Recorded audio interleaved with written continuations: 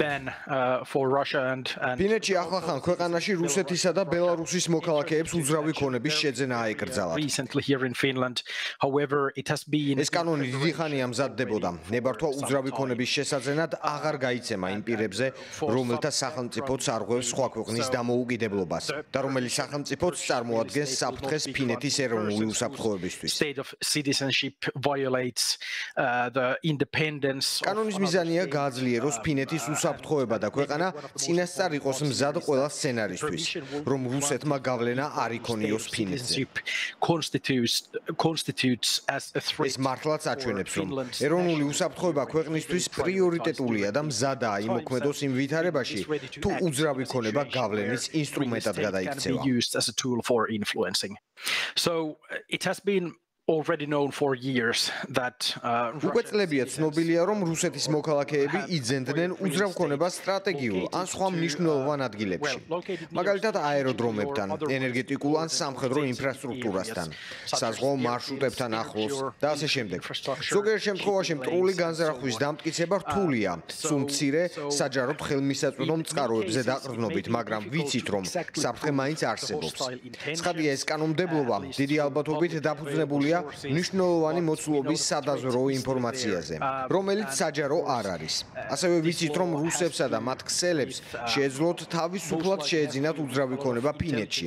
გარდა ამისა, სავარაუდოდ წლების განმავლობაში აქტიურად შლიდნენ კვალს, თუ ვის რა ეკუთვნის. ჰიბრიდული საფრთხეების სპექტრი მრავალფეროვანია და თუ რუსეთი გადაწყვეტს ფინეთთან ესკალაციას, ეს რა თქმა უნდა უფრო იოლი გახდება, რადგან არსებობს ქონება, რომელიც შეიძლება გამოიყენონ სხვადასხვა ტიპის ოპერაციებისთვის, ინფორმაციით დაწყებული საბოტაჟამდე, ასე რომ პოტენციური საფრთხეების დიაპაზონი ფართოა. There's a wide range of potential threats. There's a wide range of risk scenarios. Not all are related to owning property, but there's რისკ სცენარების ფართო სპექტრია. ყველა მათგანი არ უკავშირდება საკუთრების ფლობას.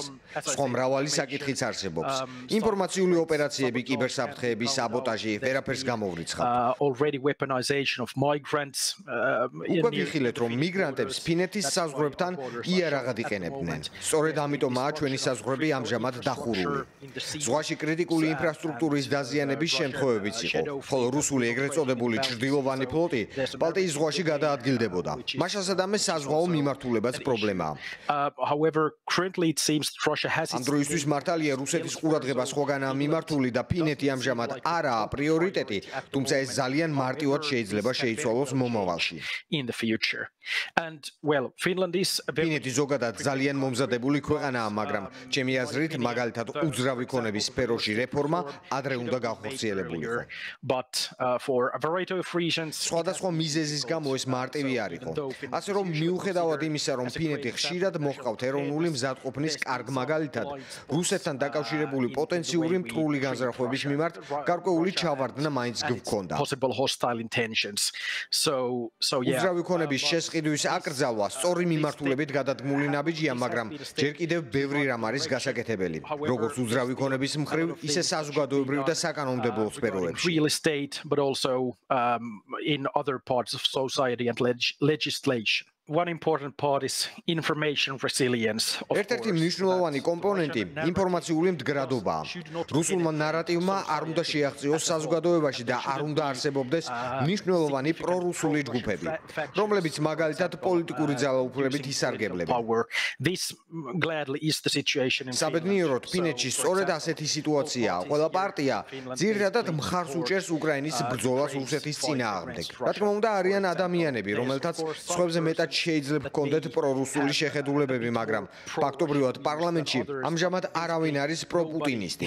in the parliament is ვიტყოდი, რომ ინფორმაციული მდგრადობა მართლაც უმნიშვნელოვანესი საკითხია, რადგან ის ფართო მასშტაბით განსაზღვრავს საზოგადოების ფუნქციონირებას.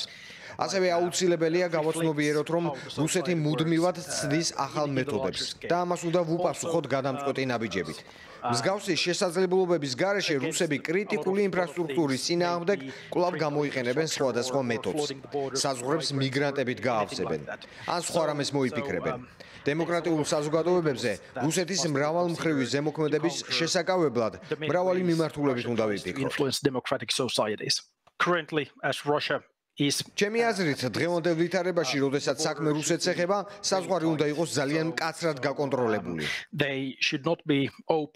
ღია არ უნდა იყოს. ფინეთის შემთხვევაში, თუ საზღვრები ღია დარჩებოდა და ხალხს თავისუფლად შეეძლებოდა გადაადგილება, უფრო მნიშვნელოვანი საფრთხეები გაჩნდებოდა, რადგან ეს რუსეთს კიდევ რამდენიმე ბერკეტს მისცემდა საზოგადოებაზე ზემოქმედებისთვის.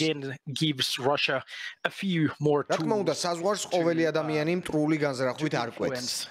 არსებობს უამრავი ლეგიტიმური მიზეზი, რომელთა გამოც ხალხს სურს საზღვრის გადაკვეთა, მაგრამ ზოგადად უნდა გავითვალისწინოთ საერთო მდგომარეობა. უფრო ფართო უსაფრთხოების პოლიტიკური ჩარჩო, რომელშიც ეს ყველაფერი ხდება. სწორედ ამიტომ უნდა შეეძლოთ ქვეყნებს იმოქმედონ შესაბამისი წესით, რათა მაქსიმალურად გაანეიტრალონ ეს საფრთხეები.